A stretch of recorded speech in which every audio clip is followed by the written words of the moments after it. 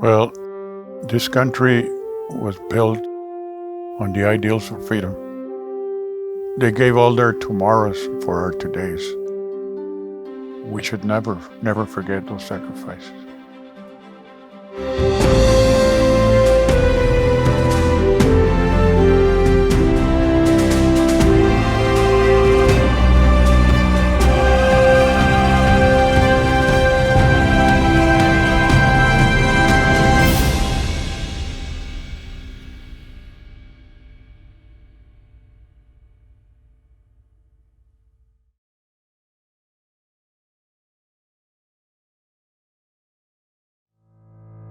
Born in Escobar, Texas, near the border of Mexico, Juan Escobar has lived a full life.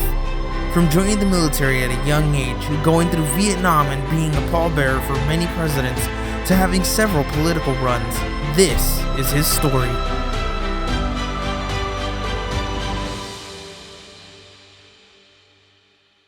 Well, migrant workers at that time we were all over. And we were the ones that made this country what it is. We sustained the economy of our country through many means. But our sacrifices were a prime example of what poverty gave you, and that was going to the fields and working at sunrise to sunset. Sometimes we lived in places that that are hard to accept. For example, one time we got into West Texas, and I remember that we were paid 60 cents an hour, and we were taken by a what we call a truck driver. He was in charge of the crew, and he would keep 10 cents. So we were making 50 cents an hour. So on an average, we worked Monday through Saturday at noon, and we made $30 a week. We survived on some basic needs of life. I mean, our clothing was raggedy. We ate just basically beans, potatoes, and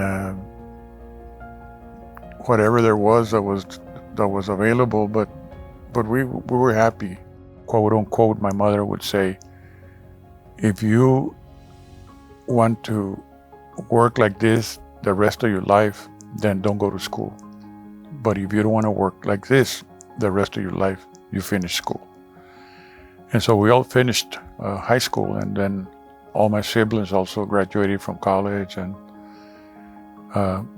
we've done okay. I'm not nothing to be ashamed of. With that lesson in mind, Juan finished high school with flying colors. I was an all-stater in basketball, and I had student council president. I had gone to the state finals in track and field. I graduated in the top 10 of my class. I had scholarships offered to go play ball, and I done well in my SAT. And on one fateful day, he made his mind. But I decided to volunteer and join the Marine Corps. So I joined the Marine Corps on Friday, July the 10th. And Monday, I was in boot camp at the Marine Corps Recruit Depot, San Diego, California. Thinking to myself, what did I get into? But I didn't regret it. I'm glad I did. Soon after, he was sent to Vietnam as part of the infantry. Well, if you are in the infantry, the chances of you getting wounded are going to be pretty high all the time, because you make contact with the enemy, and you're always out there in the what we call the boonies. The enemy was very evasive, especially the what we call the Viet Cong. There were guerrilla fighters, and so you don't know where they're going to hit you from where. The particular day that I got shot was one afternoon about this time, maybe a little later, but there was still sunlight, and we were discussing our next day's movement. And I was standing up in front of a lieutenant who was sitting down in a radio, and there were several people around me. And all of a sudden, they opened up with all kinds of fire from my right flank. And at that precise moment, I had a guy, one of the Marines to my left, was talking to me, and everybody was focused on what he was discussing with us. And they opened up and they hit me, hit a guy to my right, and the guy that was speaking to me at that time, he got shot and killed. He got shot right through the head. I was the tallest guy in the unit in that particular group, and I think that they were aiming at me, but they hit me on my hand. I went down. We got into a firefight, into a battle. Lasted about 2 hours, somewhere around there. By that time, it was night. It was a full moon. I remember it was a full moon, and that's when I found out that Blake was killed. That was the name of the guy. And then the lieutenant gave a report to all the other casualties. And if I may go back, we were coming through when we came into the location where I got shot at that evening. We transversed through some rice paddies, and when we got to the tree line where there's all kinds, like you might call it a straight line. That's where the rice paddy ended, and there was a potato patch. And the lieutenant said, "We're going to sit in here for the night." So we did it 360, and then a few minutes later, he called us up for discussion as to what we were going to do the next day, which I just described a little bit of. And that happened. I personally think that they were going to hit us earlier, but when they saw that we were sitting in for the night, they waited. After returning from Vietnam, Juan was ordered to go to drill instructor school. While I was home on leave, I had malaria in Vietnam, so I had another bout of malaria while I was home on leave. I let my immune system go down. I didn't take care of myself, even though I was young. I was 19 years old. I was 20. But I mean, life was go, and I was partying, drinking, and stuff like that, and my immune system went down.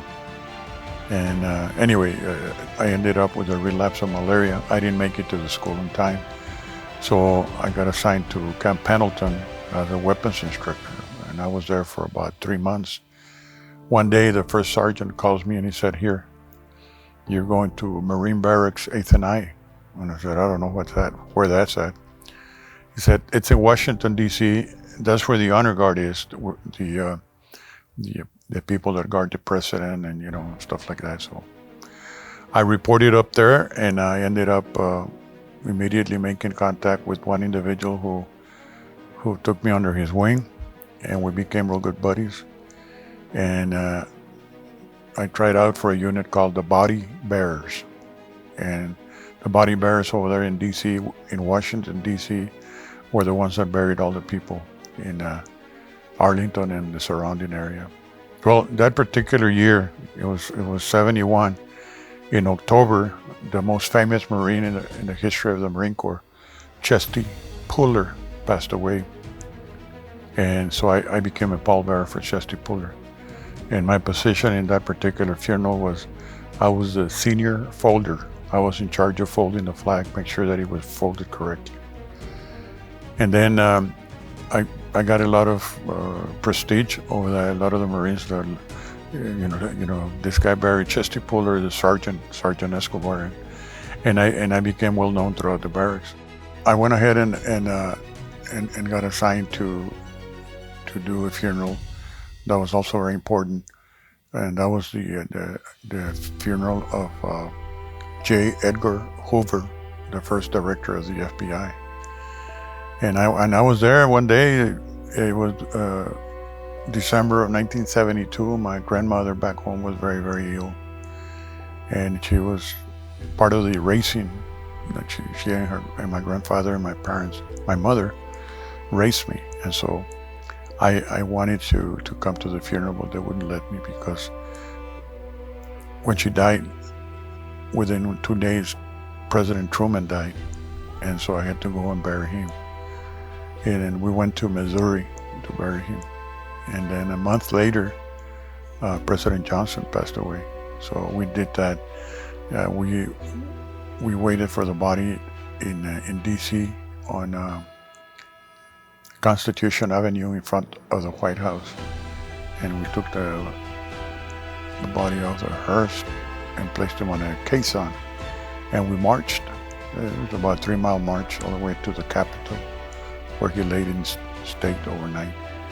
And then, there were many other funerals. There was one of the most touching funerals was the burial of 5 Marines that had been killed in the Battle of Guadalcanal in World War II.